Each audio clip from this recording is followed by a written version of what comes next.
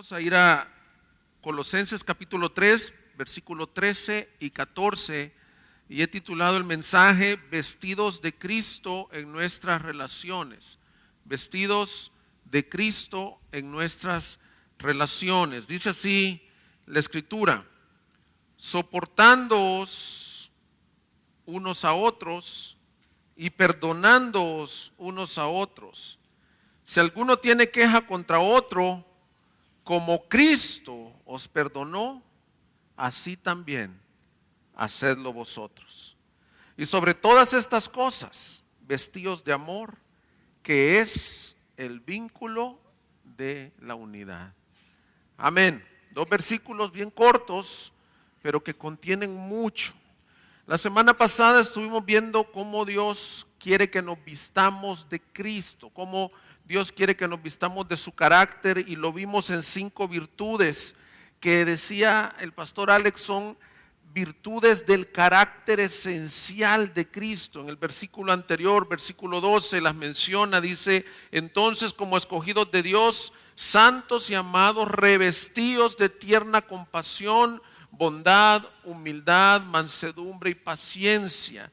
Y por lo tanto, esas formas de actuar, esas formas de imitar el carácter de Cristo son una forma muy evidente, que es bien palpable, que es bien medible de nuestro crecimiento en Cristo semejanza.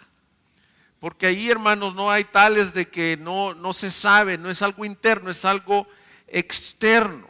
Muchas veces cuando pensamos en santificación, pensamos nada más en las cosas que hay que dejar del mundo, los pecados sexuales que se vieron al inicio del capítulo.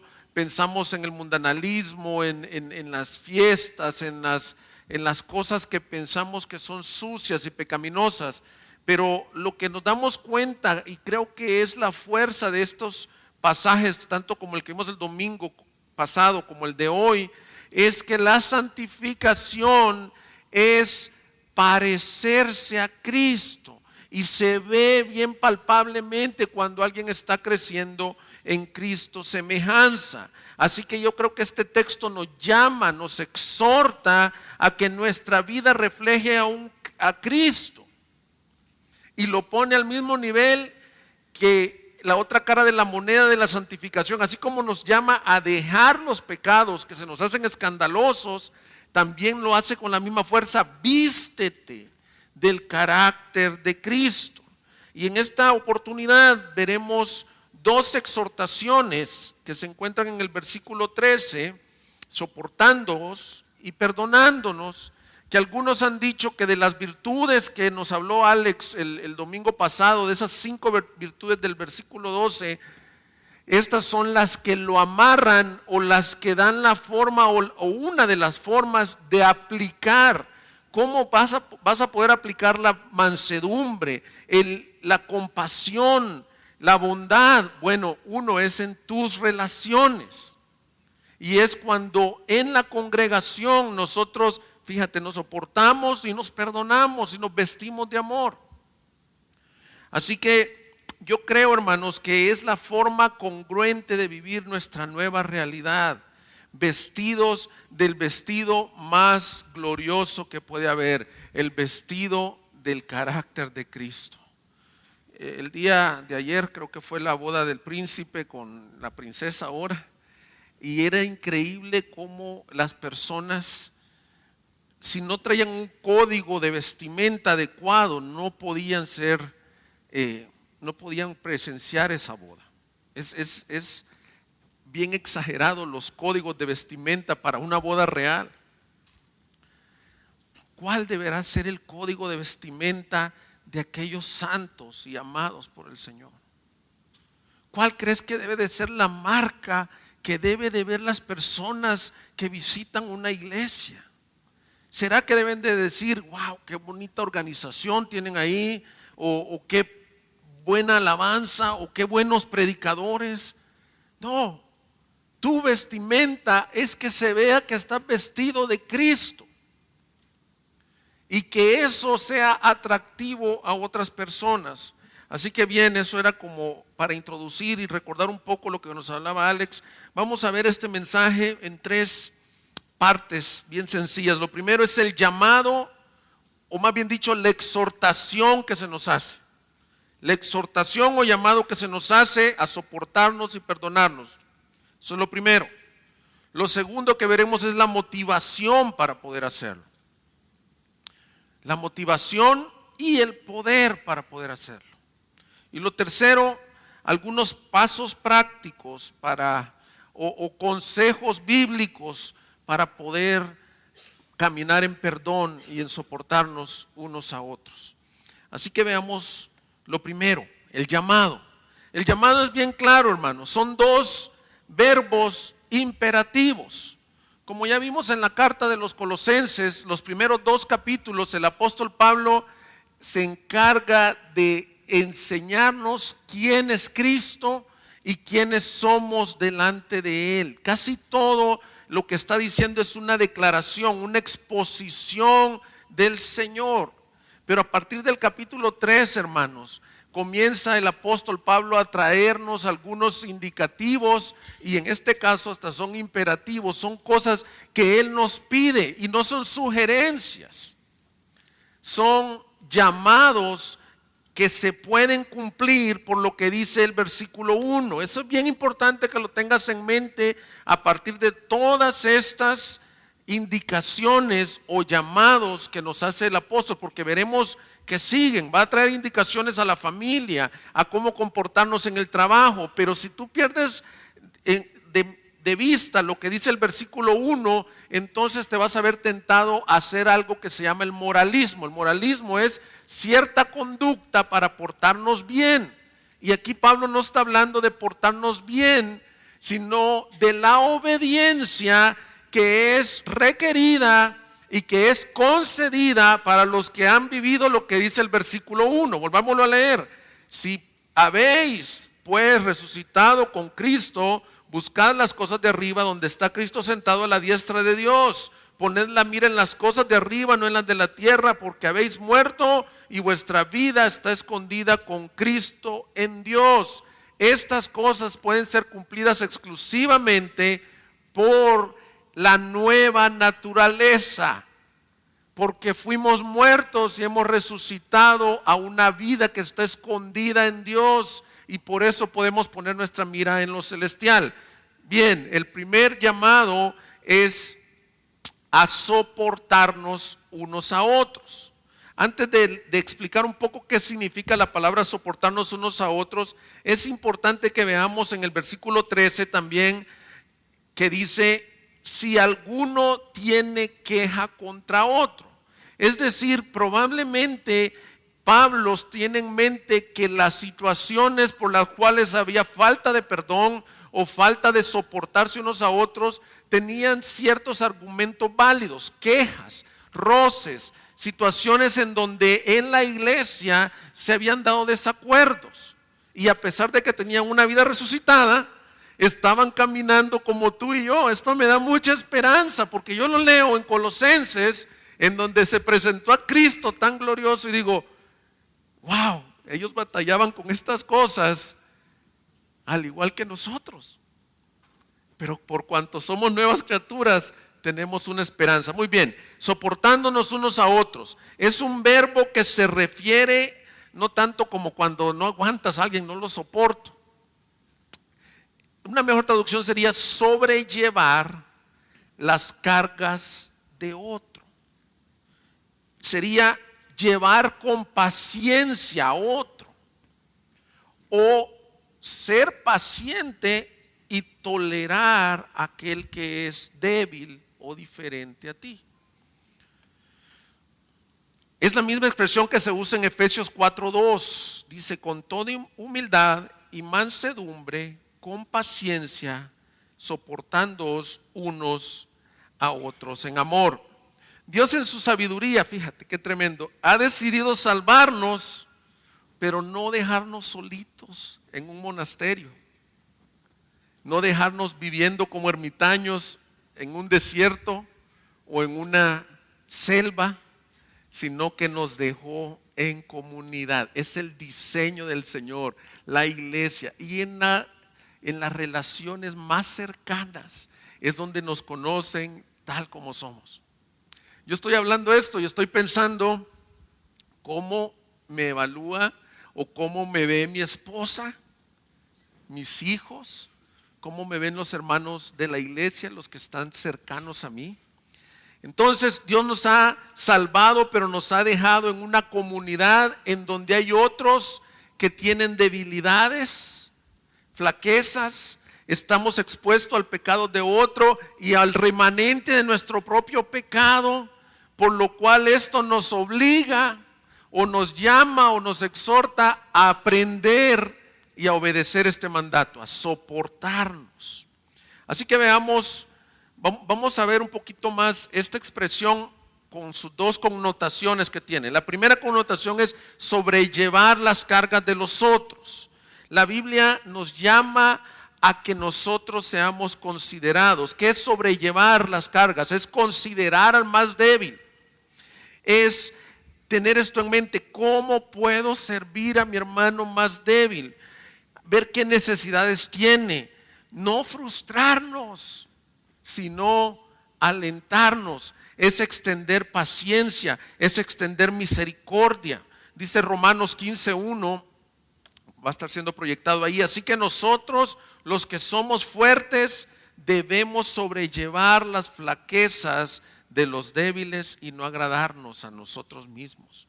Sabes que los fariseos, interesantemente, ellos conocían mucho y eran de una reputación bien admirable y eran bien portados y eran maridos de una sola mujer. O sea, lo externo era una conducta tremenda, pero el Señor les dice: miren, ustedes en lugar de hacer esto, lo que hacen es poner cargas sobre otros. No sobrellevaban las cargas. O sea, estar con un fariseo era pesado, hermanos.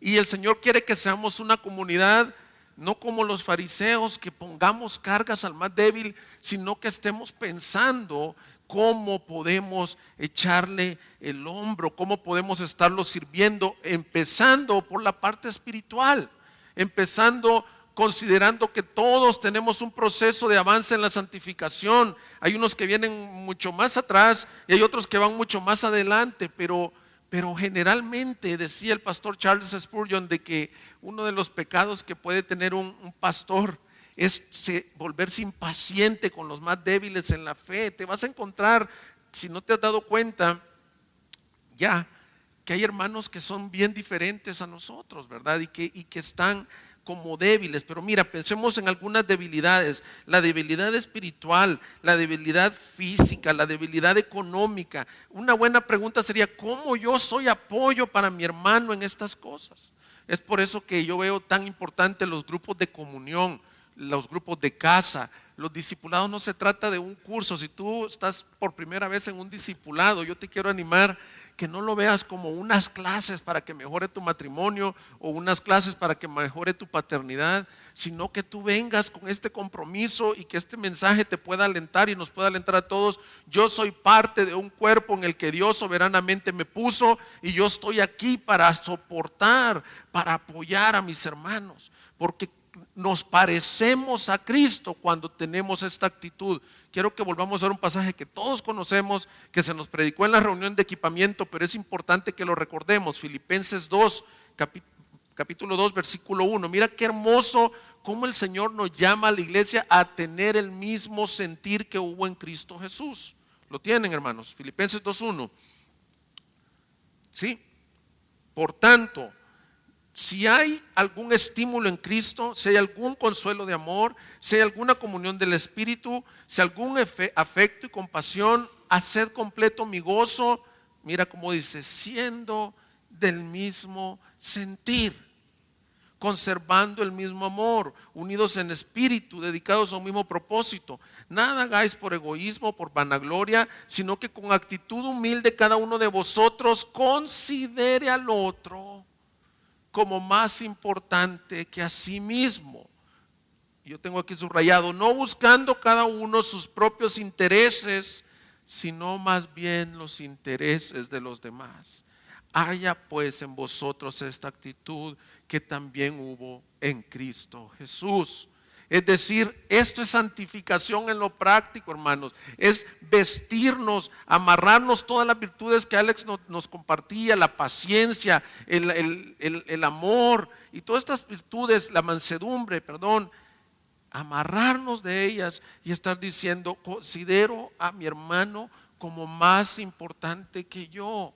Veo sus flaquezas, veo sus debilidades y no emito un juicio, no emito una comparación, más bien digo cómo puedo servirlo. Y fíjate, el mismo lenguaje, hay el mismo sentir que hubo en Cristo. Es decir, vístete de Cristo. Por ejemplo, quiero hacer un ejemplo que yo he visto y que me ha pasado a mí también. He visto que en los grupos de casa o en los grupos de discipulado o en los ministerios que servimos juntos, normalmente cuando hay alguien que viene en un proceso de santificación un poco más atrás que nosotros, por ejemplo, que es inconstante, que falta, que no es puntual, si tú no estás teniendo el mismo sentir que hubo en Cristo, si tú no lo estás soportando de la manera bíblica, lo que va a salir de tu boca es un juicio. Y vas a comenzar a decir, y este porque no viene, este porque llega tarde, este no se le puede encomendar nada, y fíjate, y disculpa si no estoy haciendo esta aplicación por nadie, yo lo he visto en mí. Pero es una realidad. ¿Sabes cómo nos estamos viendo? Como aquel que llegó a orar delante del Señor y decía, gracias Señor, porque yo no soy como este otro pecador publicano. Esa parábola parece bien risueña, pero dijo que se la refirió a unos que confiaban en sí mismos. Pero el sentir de Cristo es, ¿por qué el hermano estará faltando al grupo de casa? ¿Por qué al hermano se le está dificultando avanzar en santificación? ¿Lo has llamado tú con un interés genuino? Decir, hermano, te estoy llamando porque tengo carga por tu vida. Dice la palabra de Dios, alentar a los débiles, exhortar en amor, que lo veremos más adelante, a los que están flaqueando o tambaleándose con el pecado. Lo has hecho. Todo eso es soportar a tus hermanos. Y aquí Pablo nos lo da no como una sugerencia, nos lo da como un imperativo, soportándoos unos a otros, porque sabes qué es lo que me he dado cuenta, que la mayoría de veces cuando tenemos esa actitud no nos damos cuenta que al que han tenido que soportar muchas veces es a uno mismo. Se me viene a la mente la ilustración de la historia de la Segunda Guerra Mundial, la historia real del soldado Desmond Doss. ¿Se recuerdan de esa historia que se llama Hasta el último hombre? Desmond Doss era un creyente que él no tenía armas, él no quería portar armas, pero quería ir a servir al campo y llegaron en una de las batallas, su misión fue cargar sobre él, esa es la connotación de este verbo, cargar sobre sus hombros a cada uno de los soldados que estaba heridos, él arriesgando su propia vida. Hermanos, esa es la figura que tú tienes que tener en mente de la iglesia. Esta no es una competencia de tipo a ver quién llega primero a la santificación o a la meta de la glorificación. Ya lo vimos en el texto en las veces anteriores. Mira lo que dice el 2, para que sean alentados sus corazones y unidos en amor, alcancen las riquezas que proceden de una plena seguridad de comprensión. Dice que el propósito de la iglesia es que unidos en amor, o sea, no es que uno va adelante, otro detrás, sino que juntos alcancemos las riquezas de la gloria del Señor, del entendimiento de quién es Cristo. Es un compromiso de ser como ese soldado, de llevar al caído, de orar por el débil, de visitar a los enfermos. Muchas veces hay hermanos que tienen quejas y dicen, nadie me visitó. Hermanos, no tienes que esperar que a veces, aunque nosotros lo queremos hacer, quiero que conozcas un poco nuestro corazón, quisiéramos visitarlos a todos como pastores, cuando estás enfermo, cuando nace un bebé, cuando tu abuelito, cuando tu papá, cuando tu tía está en una situación difícil. Pero si nosotros no podemos, para eso somos un cuerpo en donde aquí no dice los pastores soporten nada más a la iglesia, sino que dice soportándoos los unos a los otros. Bien, la segunda parte de esta, todavía estoy en soportándonos, la primera exhortación. La segunda parte de la expresión soportar es ser paciente y tolerar. no solo es dar apoyo, no solo es estar orando por el débil, no solo es visitar al débil, pero también es ser paciente, tolerar. Muchas veces te vas a dar cuenta que en el caminar con el Señor, en la iglesia, habemos muchas personas bien diferentes. La mayoría, de hecho, somos bien diferentes, con diferentes opiniones, con diferentes criterios, a lo mejor personalidades. Hay algunas personas que se molestan mucho y no están ejerciendo la parte de tolerancia cuando en tu grupo de casa, cuando en la iglesia hay alguien con una personalidad muy diferente a la tuya. Alguien me decía, es que yo no puedo tolerar las personas que hablan mucho. Caray, yo me quedaba calladito, así porque... O no puedo tolerar a las personas que son muy pesadas o muy bromistas, o hay otros que dicen, es que él es muy tímido, a mí no me gustan las personas tímidas. Bueno, hermanos, bienvenido a hacer comunidad, bienvenido a vivir en comunidad, porque la mayoría de veces también tú eres diferente para esas personas, pero si no te armas del mismo sentir de Cristo, entonces no puedes vivir soportando en ese sentido, no soportando que no lo aguantes, sino de estar sobrellevando su flaqueza del hermano. Mira, hay muchos ejemplos que podemos poner, pero hay dos que la Biblia los pone bien claro. Vamos a ver por lo menos uno de los dos, a ver si no podemos ver los dos. ¿Qué tal cuando la Biblia dice en Primera de Pedro, si me puedes acompañar, capítulo 2, 18, que el Señor te pone con un jefe que es insoportable? Lo dice la palabra del Señor, siervos. 2:18 de Primera de Pedro, estad sujetos a vuestros amos con todo respeto. Y mira qué tremendo, no solo a los buenos y afables, sino también a los que, la Biblia de las Américas, como dice, a los que son insoportables.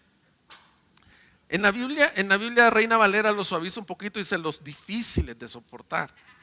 Bueno, difícil de soportar es que haciendo un esfuerzo lo soportes. Aquí en la de las Américas dice los que son insoportables. Y es la misma expresión que estamos viendo de soportarnos unos a los otros.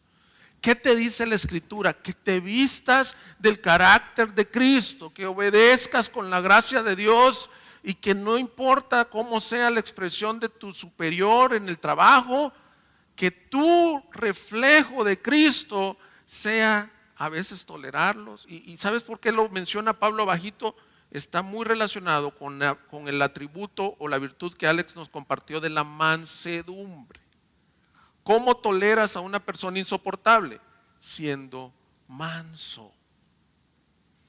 Otro ejemplo que la Escritura nos da, hermanos, y es la realidad que viven tristemente muchas señoras en todas las iglesias de Latinoamérica, es un esposo inconverso, un esposo no creyente. Ahí mismo sigue en Primera de Pedro, avánzale al 3:1, dice, asimismo vosotras mujeres estad sujetas a vuestros maridos, de modo que si alguno de ellos es desobediente a la palabra, ahí te dice cómo es, desobediente a la palabra, espérate todo lo que pueda eso incluir. Puede ser abusivo, puede ser pesado, puede ser áspero, pero mira lo que dice, puedan ser ganados sin palabra alguna por la conducta de sus mujeres al observar vuestra conducta casta y respetuosa. Estas mujeres que tienen hombres no creyentes, y si ese es tu caso, están llamadas a ponerse las mejores ropas todas las mañanas, no la mejor ropa que te compraron en una tienda, ni el mejor maquillaje que te compraron en una tienda, es armarte del carácter de Cristo. Y dice que en lugar de contestar mal por mal, en lugar de desobedecer y de decir, pues voy a agarrar mis cosas y me voy a ir, los cristianos no alentamos a ese tipo de cosas, sino que el marido dice que va a ver a la esposa con una conducta casta y respetuosa, y dice que él probablemente se ha convertido. Qué hermoso. Hermanos, pero así como tenemos jefes a veces insoportables, a veces tu situación en el hogar puede ser así insoportable, y a lo mejor tú me estás escuchando y estás diciendo, es que el problema es que yo tengo estas situaciones con jefes cristianos o con jefes o con mi marido que es cristiano, también es difícil de soportar, y tú me dices que yo me vuelva respetuoso, que lo tolere, que lo acepte, que lo ayude en su debilidad. Sí, porque Pablo está hablándole a la iglesia. No estaba pensando en los de afuera, sino que dice, sopórtense unos a otros. Los unos a los otros significa que se está refiriendo a la iglesia, y no tardarás en darte cuenta que es muy necesario vestirse de Cristo, aferrarse a la verdad de tu nueva realidad en Él, porque como probablemente ya te ha pasado aquí mismo en la iglesia, o te han tenido que soportar a ti o tú has tenido que soportar, pero somos llamados. Entonces miren, como cerrando esta primera exhortación, tiene dos connotaciones. La primera es armarse del sentir de Cristo, apoyar al débil, ser como ese soldado que cargaba al caído. Esa es la primera connotación. Y la otra es armarse de paciencia, armarse de mansedumbre con aquellos que no podemos. ¿Cómo reaccionas cuando alguien tiene una opinión diferente a la tuya? ¿Lo consideras como tu hermano en Cristo, al que Dios puso en la misma familia de la fe, o simplemente te resientes y no lo puedes tolerar? Creo que esta primera exhortación nos muestra que la santificación es algo que se puede ver y que no es un jueguito. Es algo que debemos de orar y debemos de decir, miren, cuando yo les estoy hablando de estas cosas, yo me doy cuenta que tanto necesito esta exhortación. Y si tú lo ves como que qué bueno que vino mi esposo para que oiga este mensaje, no te estás dando cuenta que el primero que necesita sacar la viga de su ojo eres tú. Segunda gran exhortación que nos da el texto: perdonándoos unos a otros como Cristo os perdonó. Dijo el poeta Edgar Allan Poe: errar es de humanos y perdonar es divino. Creo que todos hemos escuchado esa expresión. Y dice el doctor Miguel Núñez sobre esa expresión: eso es cierto. Fíjate esta expresión que dice Miguel Núñez: nunca nos parecemos más a Cristo que cuando perdonamos. O sea, una forma de ver tu Cristo semejanza es que perdonas a los que a los que te ofenden de la manera que Cristo te perdonó a ti. Esta segunda expresión es un verbo imperativo también. Y no solo está en imperativo, sino que da la connotación que debe de ser la práctica común de la iglesia. Esto tiene que ser ejercitado como Cristo te perdona usual o comúnmente. O sea, nos perdonó en la cruz, nuestra deuda fue cancelada totalmente, pero a diario pasa limpiándonos y perdonando nuestras iniquidades. También la iglesia es llamada a perdonarse constantemente unos a otros, a no guardar resentimientos, a no guardar amarguras. Lo interesante, vuelvo a citar esto, es que el texto dice: si alguno tiene queja contra el otro. O sea, es importante que veas esa expresión. No está diciendo de que habían personas que no querían perdonar porque eran unos resentidos sin causa. Así se dice, rebeldes sin causa, pero hay personas que son resentidas sin causa también. Aquí dice: probablemente tú tengas una causa, tú tengas una razón válida para tener queja contra tu hermano, pero a pesar de eso, la exhortación es igualita para ti. Es un estilo de vida, vivir mortificando nuestro pecado con respecto a no dejar que nuestras actitudes de venganza, de enojo, de ira salgan, sino a actuar como Cristo actuó en favor de nosotros. En su definición, la palabra que se usa aquí incluye un perdón gratuito. Fíjate qué hermoso. Libre y lleno de gracia y favor. Es algo que tú das. O sea, eso es lo tremendo, que la Biblia fue escrita en hebreo el Antiguo Testamento y en griego el Nuevo Testamento. Y a veces las palabritas ahí, perdonándoos, tienen más connotación que el español.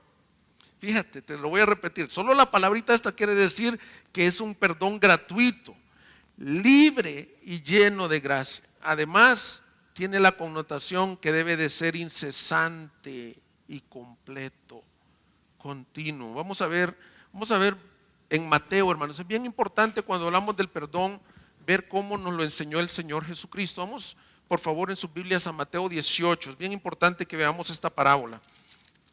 Mateo 18. ¿Qué nos enseñó el Señor Jesús sobre el perdón?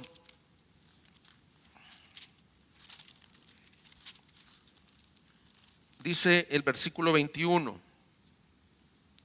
Entonces se le acercó Pedro y le dijo: Señor, ¿cuántas veces pecará mi hermano contra mí que yo haya de perdonarlo? ¿Hasta 7 veces? Jesús le dijo: no te digo hasta 7 veces, sino hasta 70 veces 7. Ellos entendían que en la ley decía que había que perdonar hasta 7 veces a un hermano. Y el Señor le dijo: no solo es hasta 7 veces, hasta 70 veces 7. Un poco de contexto. No sé si has leído qué había pasado previo a esa pregunta de Pedro. Y lo puedes leer en tu casa. En los capítulos previos a eso, a Pedro le habían cobrado los impuestos. Entonces él va con el maestro y le dice: maestro, me están cobrando los impuestos. Y el maestro le dice: ¿y quién? Bueno, hay una plática ahí, ¿a quién le cobran los impuestos? Y él dice: pues es que no se los cobran a los propios del país, sino a los extranjeros. Y por un momento intentemos ponernos en la mente de Pedro. O sea, era una injusticia. Al punto de vista de Pedro era: qué injusto, o sea, estar pagando para un judío, en lugar de darle los diezmos a su creador, a Yahvé, y que fueran usados para el templo y para la gloria del Señor, dárselas al imperio romano. O sea, tú tienes que entender culturalmente, este hombre se sentía abusado, se sentía que le habían hecho una gran injusticia.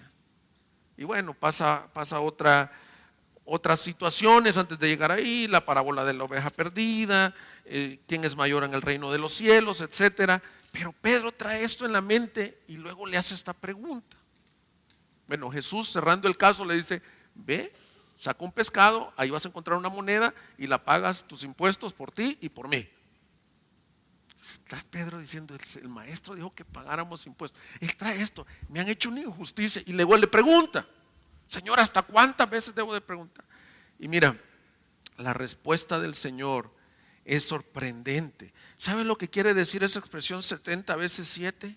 Es que un perdón completo, incesante. En la Biblia, siempre que pensemos en el 7, pensemos en algo completo, en algo perfecto. Y ahí el Señor le dice: tu perdón tiene que ser no limitado, sino que las veces que sean necesarias, un perdón completo. Y después de eso nos refirió una de las parábolas más hermosas que nos ilustra el perdón. Vete al versículo 23.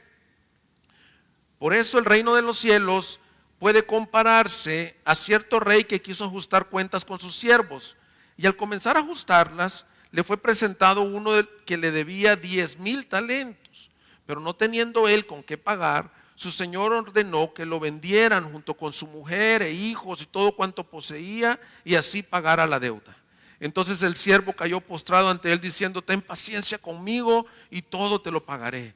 Y el señor de aquel siervo tuvo compasión y lo soltó y le perdonó la deuda. Pero al salir, aquel siervo encontró a uno de sus consiervos que le debía 100 denarios, y echándole mano lo ahogaba diciendo: paga lo que debes. Entonces su consiervo, cayendo a sus pies, le suplicaba diciendo: ten paciencia conmigo y yo te pagaré. Sin embargo, él no quiso, sino que fue y lo echó en la cárcel hasta que pagara lo que debía. Así que cuando vieron sus consiervos lo que había pasado, se entristecieron mucho y fueron y contaron a su señor todo lo que había sucedido. Entonces, llamándolo a su señor, le dijo: siervo malvado, te perdoné toda aquella gran deuda porque me suplicaste. ¿No deberías tú también haberte compadecido de tu consiervo, así como yo me compadecí de ti? Y enfurecido su señor, lo entregó a los verdugos hasta que pagara todo lo que le debía. Así también mi Padre Celestial hará con vosotros, si no perdonáis, como dice, de corazón, cada uno a su hermano. Esta es una parábola que usa una hipérbole, o sea, es exagerada la aplicación. Fíjate, el primer siervo debía 10,000 talentos, mientras que el otro siervo debía 100 denarios. Algunos han dicho que un denario es el salario de un día, y 10,000 talentos, y un talento es el de, por decir, un año, pero lo que sea es de 20 años. ¿Sí? De 20 años contra el de un día. Entonces ya es una hipérbole grandísima. Le debía una fortuna que no se la podía pagar. Y mira qué maestro nuestro Señor. O sea, el ejemplo lo pone para enseñarnos el perdón. ¿Y qué podemos aprender así en formas sencillas de esta parábola? Lo primero es que el Señor sabe que para nosotros es bien difícil perdonar. ¿Por qué lo vemos? Porque el siervo, aunque le habían perdonado, se le olvidó eso y fue a acusar a otro. Pero no solo eso, él quiere y desea. Esto es algo que debes de aprender del perdón, hermanos. El perdón es un mandato bíblico. El perdón bíblico es un mandato, y no hacerlo, tú incurres o tú cometes una desobediencia contra la ley del Señor, de su corazón. Es consecuente de los hijos de Dios. Si has recibido la cancelación de tu deuda total, entonces tú vive de esta manera. Lo segundo que podemos aprender es que es necesario perdonar en todo tiempo, porque pues previo le había dicho que perdonara 70 veces 7. Uno de los problemas cuando no podemos perdonar, fíjate bien, es que nosotros comparamos dos cosas: o la deuda que tu prójimo tiene hacia ti, o las veces que que tú te comparas tu falta con la falta de tu prójimo. Vamos a poner el ejemplo en la casa y decir, si es que yo tanto que le he perdonado a mi esposa, o ella puede decir lo mismo, yo tanto que le he perdonado a mi marido. Entonces, o en la iglesia, yo no le puedo perdonar una vez más a ese hermano porque se le ha perdonado tantas veces. Bueno, la Biblia te dice que si estás haciendo eso estás mal. Tu comparación, cuando alguien tenga una deuda contra ti, debe de ser esta: ¿qué tanto te ha perdonado Dios a ti? Esa es tu comparación. Tu medida no es qué tan malos fueron contigo, qué tan desconsiderados fueron contigo, qué tantas veces. Es que ya lo perdoné muchas veces. Ahora la pregunta es, ¿cuántas veces Dios te ha perdonado a ti? ¿Qué tan desconsiderado has sido tú con el Señor? ¿Qué tan ofensivo ha sido tu pecado con Cristo? Yo no sé si lo ves, pero yo sí puedo. Si hago esta comparación, lo único que tengo que hacer es cerrar mi boca y caer postrado y decir, gracias, Señor. Creo que Alex decía el domingo pasado, y si no, también se lo he escuchado a alguien más: cuando alguien te ofende y dice algo negativo de ti, a nadie nos gusta. Yo tengo que revestirme de mansedumbre para oír algo negativo de mí o de mi esposa, de mi familia, y guardamos esa, así como Pedro, queremos saber cuántas veces tengo que perdonar. Pero creo que Alex nos decía, si dicen lo peor de ti, realmente esa persona no te conoce tanto como Cristo te conoce. Y Cristo realmente sabe qué ofensas más grandes tú has hecho con Él, en pensamiento, en actitud, en acción. Y aún así Cristo te ha otorgado ese perdón libre, con gracia y con bondad. Así que cuando nos ofenden, ahí es que la mansedumbre se ve en lo práctico. Es un gran reto, hermano, estas dos primeras exhortaciones, pero el Evangelio nos cambia la forma de vernos, ver nuestras faltas, ver las de los demás a la luz de Cristo, y nos hace más dispuestos a soportar y a perdonar a otros.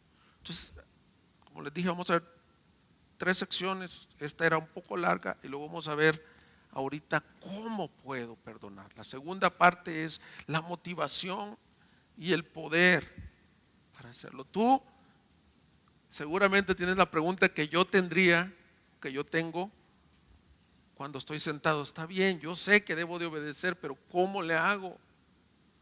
Tú me estás escuchando o tú me estás predicando, pero tú no has sufrido lo que yo he sufrido. A ti no te hicieron un abuso, a ti no te hicieron esta injusticia, a ti no te hicieron esta calumnia.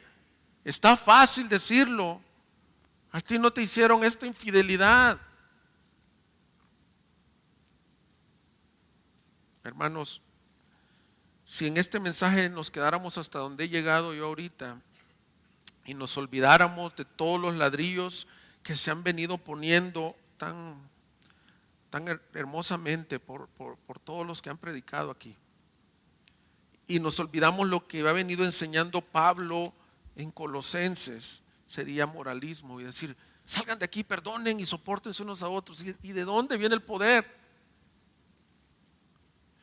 Si nos olvidamos que esta serie de santificación, sobre la santificación, no se trata de portarnos bien ni de hacer cosas en nuestro esfuerzo, sino que Cristo en nosotros es la esperanza de gloria. Que tú puedes perdonar porque Cristo mora en ti. Entonces, sería un consejo como de superación. Pero a lo mejor Dios quiere recordarte un poco de su obra expiatoria en esta hora. Cuando Pablo dice como Cristo nos perdonó, no está hablando de imitación como aquel sticker o aquellas pulseras que habían que se llamaban ¿qué haría Jesús? No, quería Jesús perdonar. No está hablando de imitación por imitación, eso es conducta. Está teniendo en mente y te está diciendo la base para que tú perdones se llama la obra reconciliadora de Cristo. El gran perdón que todos los creyentes hemos recibido, eso es lo que nos hace nuevas criaturas y es lo que nos hace capaces de perdonar con ese mismo perdón y de sobrellevar las cargas los unos de los otros. Una definición de perdón de Dios es el derramamiento de su gracia abundante y misericordia. Amén. Que provee absolución total al culpable. ¿Cómo Cristo te perdonó? Derramó su gracia abundante y misericordia y te proveyó una absolución de tu culpa totalmente. Para que practiques el perdón bíblico tienes que entender y aceptar el perdón gratuito y misericordioso que has recibido y debes de seguir el ejemplo de Jesús para con otros. Así que quería yo recordar algunos textos y algunas definiciones de cómo es el perdón según la Escritura, el perdón de Dios para nosotros. Seguramente hay muchas más cosas, pero estas son así las fundamentales del perdón de Dios. Primero, Dios nos perdonó aún siendo enemigos. ¿Y por qué es importante recordar esto? Porque no tiene ninguna gracia perdonar al que amas. Eso es hasta cierto punto fácil. ¿Cuántas veces has perdonado a tu hijo el mismo pecado? Por eso es que dicen, al amor de madre es como el de ninguno. Bueno, este perdón no es así como ese amor de que, ay, pues es mi niño, lo voy a volver a perdonar. No, Dios nos perdonó aún siendo sus enemigos, aún siendo personas que lo rechazábamos, que nos burlábamos, que nos escondíamos de su presencia, que nos burlábamos de los hijos de Dios. No porque lo merecíamos, sino porque lo necesitábamos. Romanos 5:8 dice, pero Dios demuestra su amor para con nosotros en que siendo aún pecadores, Cristo murió por nosotros. Es bien importante mantener esto en mente, hermanos. Tú y yo, no es el de afuera, éramos enemigos de Dios, merecíamos la ira de Dios, no éramos agradables a Dios. ¿Sabes cómo es la ilustración? Es tremenda. Imagínate que alguien por insensatez atropella a tu hijo o a tu hija. ¿Verdad que lo lógico es que tú te molestes con él? Y nadie diría, ay, cálmate, no le grites, calmado, pobrecito, venía borracho, pero te mató a tu niño. Cálmate, no. Todo mundo te diría, o sea, está en lo correcto ese hombre de enojarse por la insensatez, por la borrachera de este hombre que mató a un ser querido tuyo. Algo así explica la ira santa de Dios. Dice Romanos 1:18, la ira de Dios se revela contra toda injusticia e impiedad de los hombres. Dios está irado con el pecador y no podemos condolernos y decir, como una gente dice, ay, ¿y Dios por qué? Yo pensé que Dios solo era amor. Dios no se puede airar con el pecador. Claro que sí, porque nuestros pecados llevaron a Cristo a la cruz. Pero el perdón de Dios es cuando estaba en la cruz. Él extendió sus brazos y dijo, Padre, con sus brazos extendidos, perdónalos porque no saben lo que hacen. Si tú has sido perdonado por Dios, quiero que sepas que no te perdonó por algo bueno en ti o en mí, nos perdonó por su pura gracia a sus peores enemigos. Es como si tú perdonaras al que le hizo algo a tu hijo y en lugar de enojarte le extendiera gracia. Segundo, la naturaleza de Dios, su esencia es de perdón. Dios es el Dios del perdón. Éxodo 34:6, cuando se le reveló a Moisés, dice, entonces pasó el Señor por delante de él y proclamó, el Señor, Dios compasivo y clemente, lento para la ira y abundante en misericordia y fidelidad, el que guarda misericordia a millares, el que perdona la iniquidad, la transgresión y el pecado, y que no tendrá por inocente al culpable. Ese es nuestro Dios. El carácter de Dios es el lento para la ira, el grande en misericordia, el que perdona.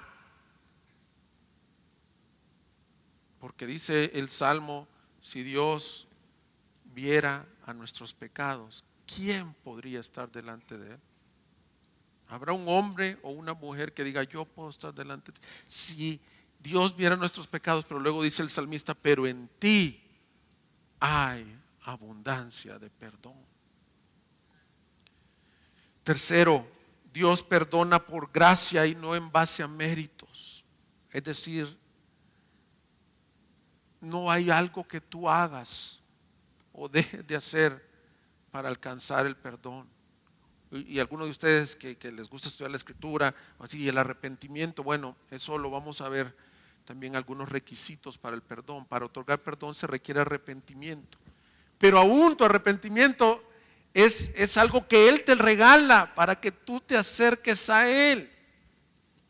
Dios no perdona por bueno o malo, y si no, el ejemplo es el que estaba en la cruz junto al Señor. Ahí no se ve un arrepentimiento, así como lo conocemos. Lo que se ve es una fe, y le dice, cállale, dice, bueno, algunos dicen que ahí estuvo el arrepentimiento de él.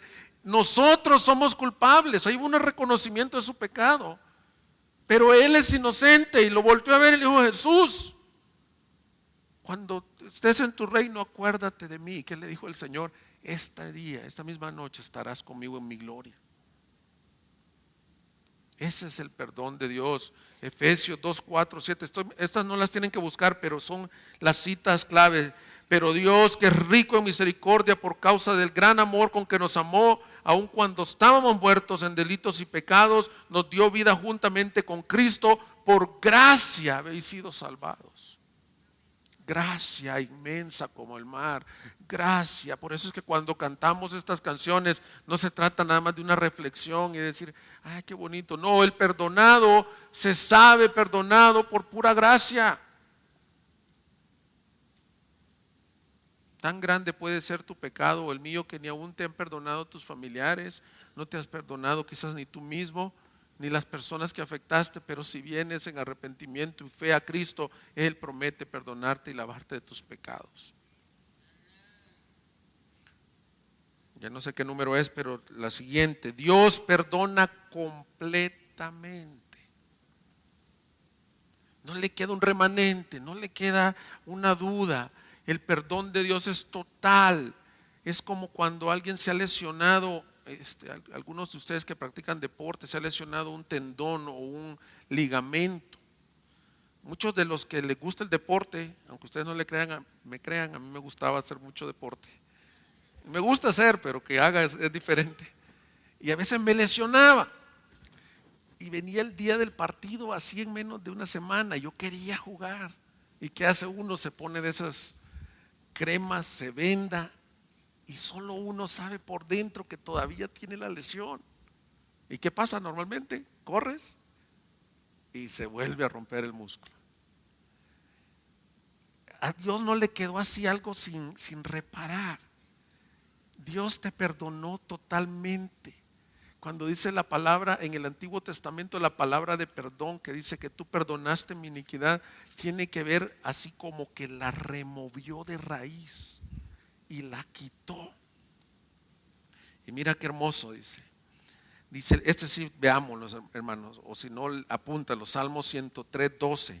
¿Qué tanto te perdonó completamente? Como está lejos el oriente del occidente, así alejó de nosotros nuestras rebeliones. Si tú estás batallando con culpa, si tú estás batallando con que no te puedes perdonar, no en el círculo del mundo, el oriente y el occidente eventualmente se van a topar, en una línea el infinito, del menos infinito al más infinito, así alejó tus pecados de ti, ya no se recuerda.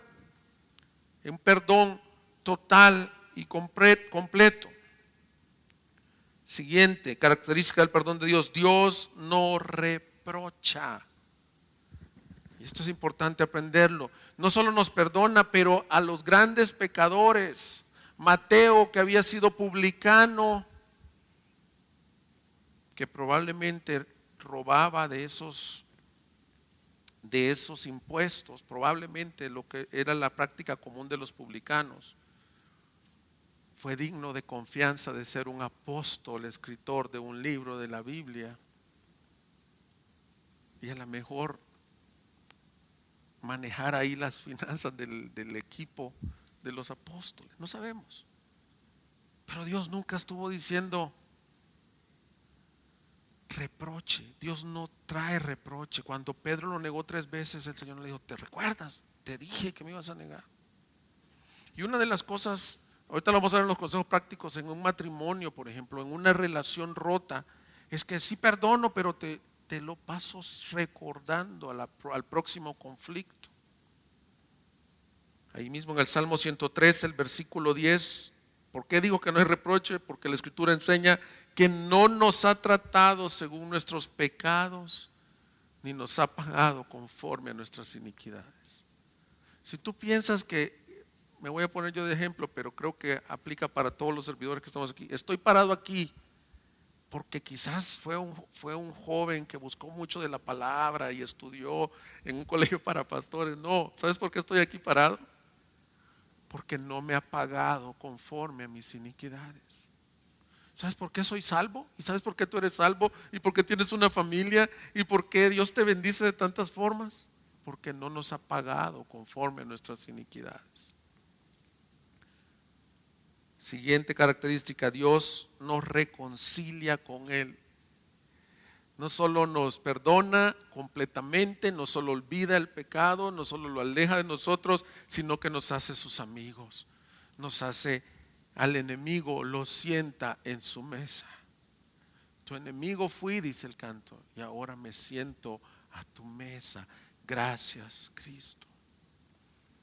Porque si cuando aún éramos débiles, enemigos, fuimos reconciliados con Dios por la muerte de su Hijo, mucho más, habiendo sido reconciliados, seremos salvos de su ira, por su vida. Romanos 5:10.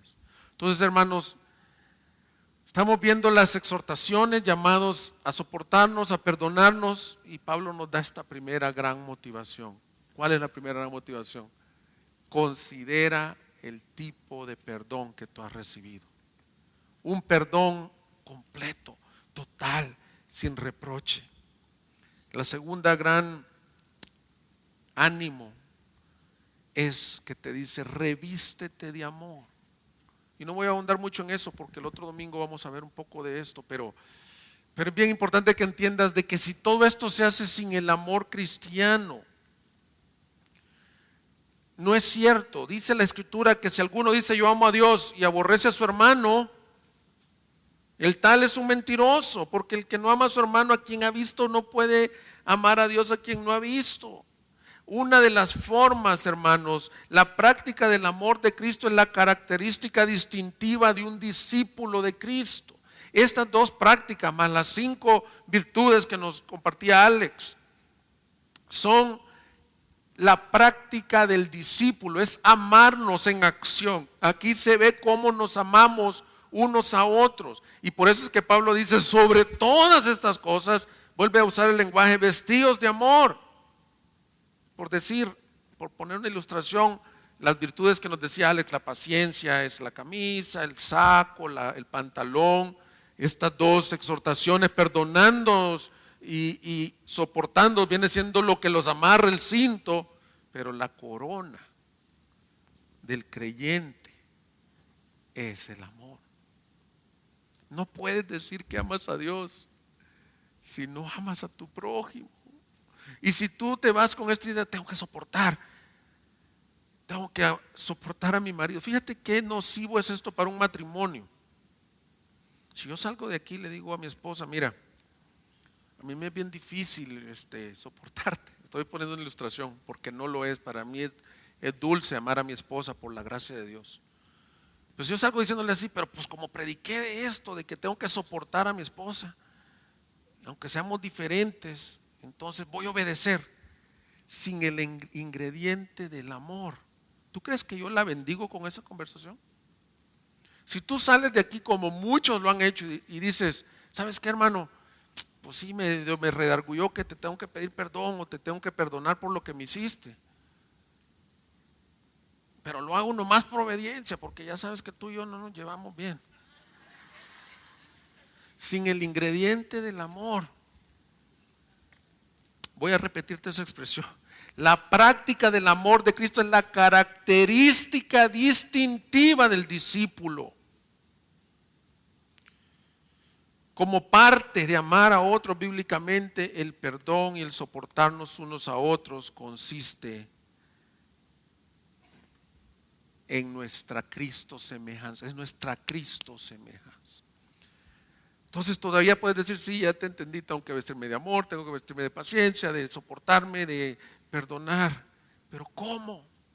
Bueno, por medio de la obra de Cristo dentro de ti. Mira, veamos algunos de los pasos y cómo se ve la obra de Cristo. Decíamos en la tarea anterior, pon la mira en lo celestial, en tu nueva realidad. ¿Cómo sería esto en tu nueva realidad? Mira el perdón que has recibido. Mira, ¿cuál es tu realidad? Tú eres un perdonado. Tú eres un santo y amado. Sovereign Grace tiene una canción que así se llama, en inglés, no la hemos traducido. Se llama Forgiving, perdonados, perdonando. ¿Cómo se ve estos pasos? ¿Cómo se ve poner la mira? Mira el gran perdón que has recibido. Segundo paso era mortificar los deseos. Cuando nosotros no perdonamos, hay muchos deseos ahí. ¿Cuáles son los deseos? Hacer justicia, venganza, el deseo de la ira. Por eso es que en el versículo, fíjate, en el versículo 8 decía, desechad también todas estas cosas, ira, enojo, malicia, maledicencia, lenguaje soez de vuestra boca. Estos son los deseos que tenemos cuando no queremos perdonar, cuando no soportamos. Los mortifico. Y cuando viene ese deseo de enojo, de venganza, le digo, Señor, gracias porque tú moras dentro de mí y puedo ahora poner a muerte. Mortificar suena así como que la palabra medio rara, pero le puedo poner un torniquete a ese pecado, a ese deseo. Lo tercero, ¿cómo? Lo siguiente que nos decía en la tarea es despojarnos de los deseos. Y por eso es que dice, quítese entonces la amargura. Quítate esa ropa. Y por último, nos vestimos de Cristo, nos vestimos de perdón, de amor, de tierna compasión. Entonces, las dos exhortaciones, ¿cuál es la motivación o cómo lo podemos hacer? Por el perdón que hemos recibido, por el amor de Dios dentro de nosotros que nos llama a amar a nuestro prójimo, y por la obra que hemos venido aprendiendo de santificación, poniendo en práctica tu nueva vida en Cristo. Quiero cerrar el mensaje con algunas consideraciones prácticas para el perdón y creo que ya estoy alargándome. Las voy a mencionar, pero es bien importante porque algunos tienen algunas preguntas. Las voy a ir mencionando de corrido prácticamente. El perdón siempre le cuesta a alguien, hermanos. No es un perdón, si quieres hacer una lista, esta es una consideración que debes de tomar. El perdón le cuesta al que perdona. No es que es un perdón gratuito y así ya quedamos así, no. Es que voluntariamente yo asumo la falta. Si alguno tiene queja contra el otro, yo la asumo y decido por la gracia de Dios perdonar al otro. Y lo vemos que la Escritura es lo que dice. El perdón a nosotros no fue gratuito, Efesios 2:4, pero a Cristo le costó su vida, le costó la cruz. Él asumió la culpa del pecado que nosotros, que tú y yo merecíamos. La deuda que no podíamos pagar, la pagó alguien más, la pagó Jesucristo. Entonces cuando tú perdonas, haces lo mismo. Perdonar como Cristo me cuesta el perdón. Otra consideración, segunda consideración, no somos necesariamente llamados a olvidar cuando dije que Cristo nos perdona totalmente. Aunque la palabra de Dios dice que Él olvida nuestros pecados, que Él los tira al fondo del mar, perdonar como Cristo perdonó no significa que no me recuerdo. En nuestra mente puede quedar el registro, pero fíjate, esto es bien importante. Significa que voluntariamente no retengo el pecado. Cancelo la deuda. Porque probablemente alguno de ustedes ha sufrido una injusticia muy grande y me dice, ¿cómo me dices que me olvide de eso? No, lo que te estoy diciendo es que voluntariamente te armes de la gracia de Dios y canceles la deuda de tu prójimo. Tercera consideración, la persona que perdona debe prometerse no traer el incidente como volverlo a sacar en cada discusión. Si tú perdonaste, no quiere decir que lo olvidaste, sino que voluntariamente diste absolución de pecado y no debes de volverlo a traer a la mesa. Esto es bien común en los hogares. Ya nos perdonamos y cuando vuelve a salir una discusión, lo volvemos a sacar. ¿Sabes cómo dice alguien, el autor Rob Green, en el libro que se llama Atando el nudo más fuerte? Dice que es como ir guardando esos que acumulan basura. ¿Han visto un programa en la televisión de unos que acumulan basura y recogen cosas y tienen así sus casas, acumuladores? Si tú eres de ese tipo de personas que vuelve a sacar el problema, estás acumulando basura. Porque eso nos lleva a la siguiente consideración. La falta de perdón produce amargura, hermanos. La amargura, por eso es que la iglesia dice que es una raíz, no se ve. Es que tú no has podido otorgar perdón, y lo más trágico y triste de esto es que la otra persona no está recibiendo ningún daño. El que está ahí está asumiendo un costo diferente eres tú. El pastor Miguel Núñez hasta dice de que eso genera situaciones psicosomáticas de tú estar guardando amargura. La persona está feliz, está tranquila, tú estás asumiendo una culpa, estás llevando una carga. ¿Y sabes qué es? Falta de perdón. Y lo más triste, hermanos, que la Biblia dice en Hebreos que la amargura es un pecado sumamente, ¿qué dice? Lo que conocen el texto, contagioso. Se pasa.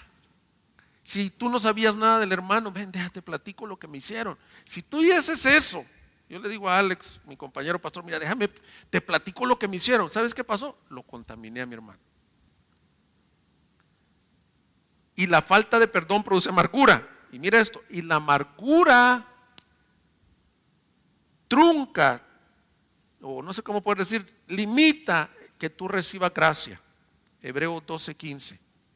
Mirad bien que nadie deje de alcanzar la gracia de Dios, de que ninguna raíz de amargura brotando cause dificultades y por ella muchos sean contaminados.